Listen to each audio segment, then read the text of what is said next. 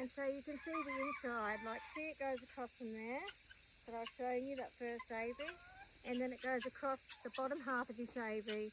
It doesn't quite cover the whole aviary, like the white and the green, but it comes down double on this side, so they're actually 30% blocking.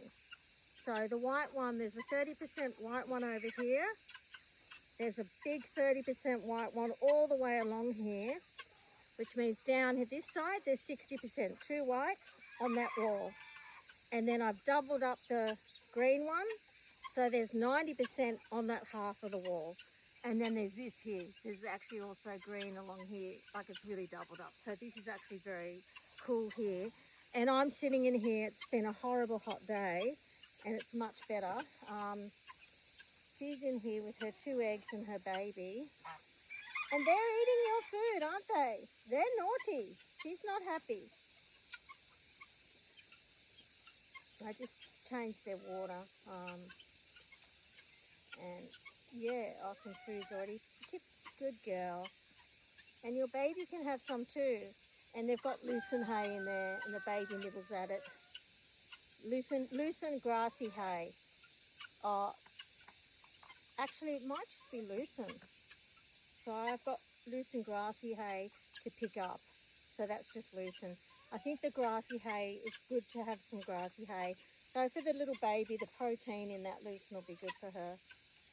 I've got some chicken starter, but I've just wet off some layer pellets. It won't hurt her for now. Mainly because I forgot to bring some crumble into the aviary. And oh, hey! Hey! When she was trying to jump out, Mummy came up with Eddie and they stopped her from jumping out. Let her eat that. She's got to eat that. Oh, what did she give her food? Maybe she gave her food. I don't know. I'll have to look back on the video on that. That's very weird. She can get into there and out of there. See? Yeah. There's a brick on the other side to stop it going into the nest. And then I've built up, sorry it's muddy, but I've built little steps for her to get back up if she gets out. Because so far, I probably need to take her out and see if she can get back in. Oh good, she's eating. So glad she's eating that. Yeah, I don't know what Mum was telling her to do, because she wouldn't stop her from eating normally. Like, they're very protective of their young. Hello. I emptied the clam out. It had a lot of wet fermented food in it, and it was time to come out.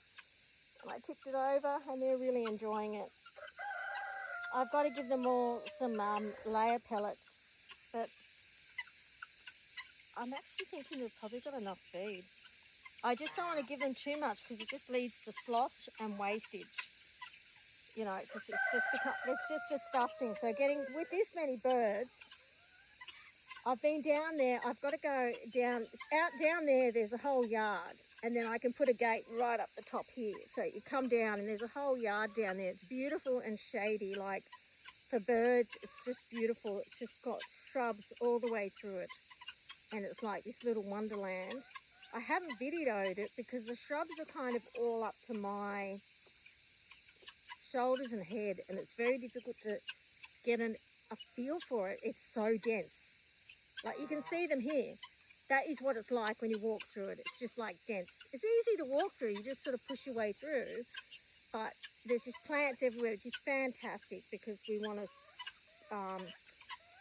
stop erosion, and that's what I need to do next. Now that I've waterproofed it, the whole thing here is now waterproofed, so that will stop getting muddy. It's got water coming down because I emptied their buckets, and I want to plant grass seeds, but I'm thinking I might just wait for them to hatch rather than because I need to put up obstacles to stop them from eating the seeds. But it means the guinea eggs will be fine, and they're mainly laying on this side and in that dog kennel. I saw that was very bad mannered, wasn't it?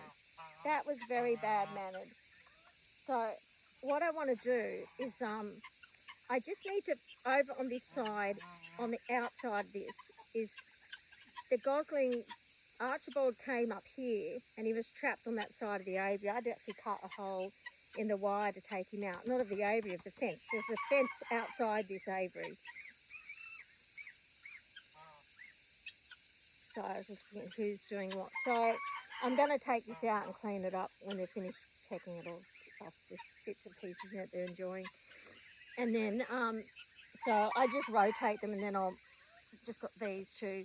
They get really filthy, but they're hard. I don't like cleaning them when they're in here because the mud here has destroyed all the guinea fowl eggs, and we lost a gosling in the mud. It was so bad.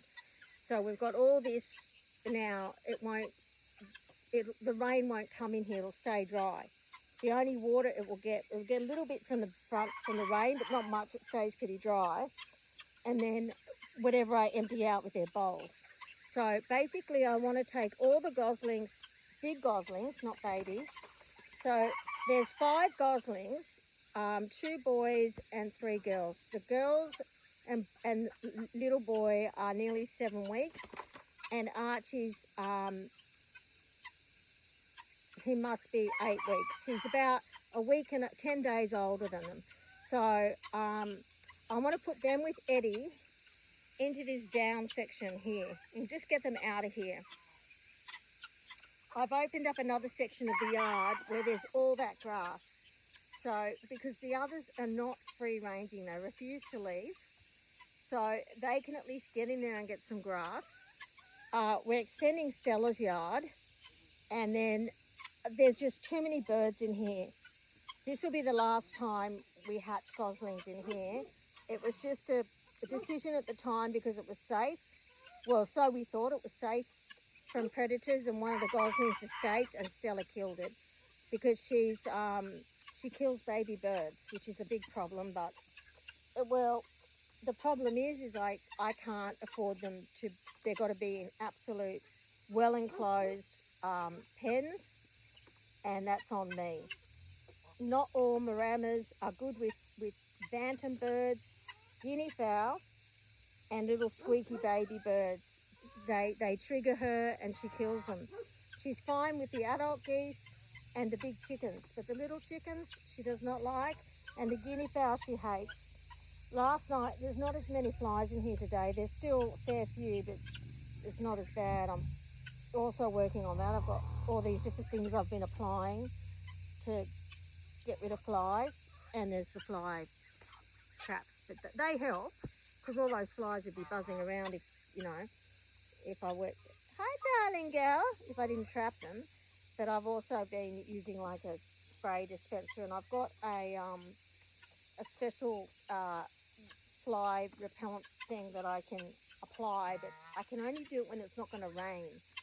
And we keep getting like bits of rain and stuff, and it's important because then it will just wash God knows where and kill God knows what wildlife, possibly the birds as well, but it's more likely their water's separate. It's not going to pollute their water, but I just don't want to put down any chemicals and have them washed into the environment, because once it dries off it's fine. So last night all the guinea fowl were asleep up here, not all of them, my original ones, my old ones, and I was patting them all. It was very cute. It was very cute. You're looking at me.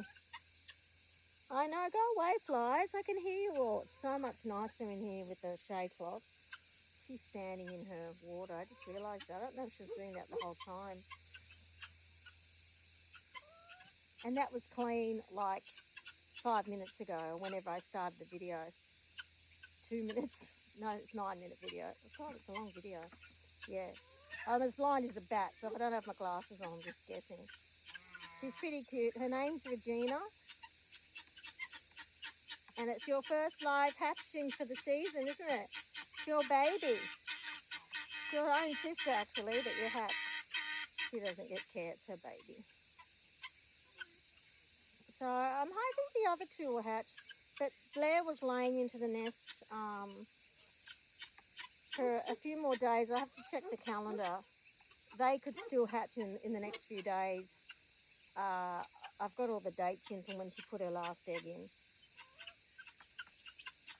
I'm not overly worried because Constance is still sitting on them, and I've got broody hens I can put them under if she stops sitting on them.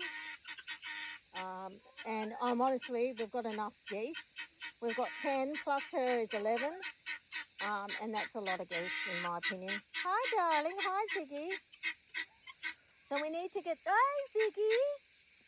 Hi darling, I'm sorry, I ignored you. That was very rude of me. I'm so sorry, darling. I know. You're good to have a chat.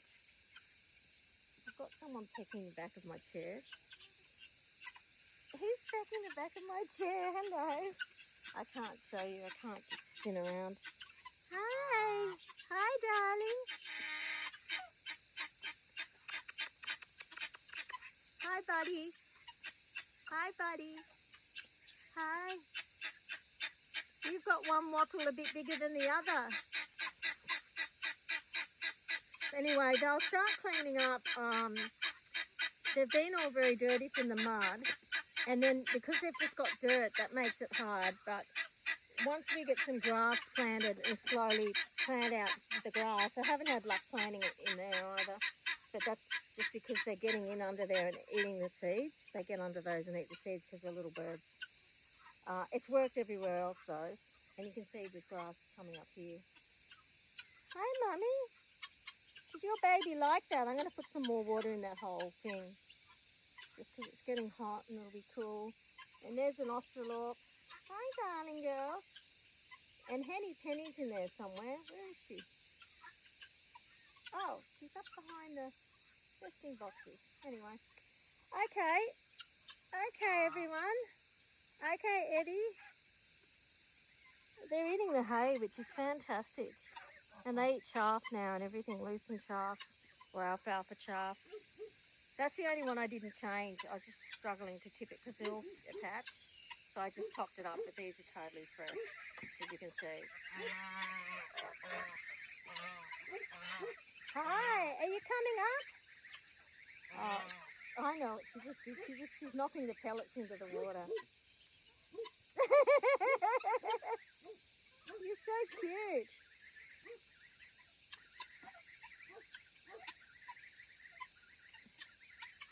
She's so cute. Little Regina. And they just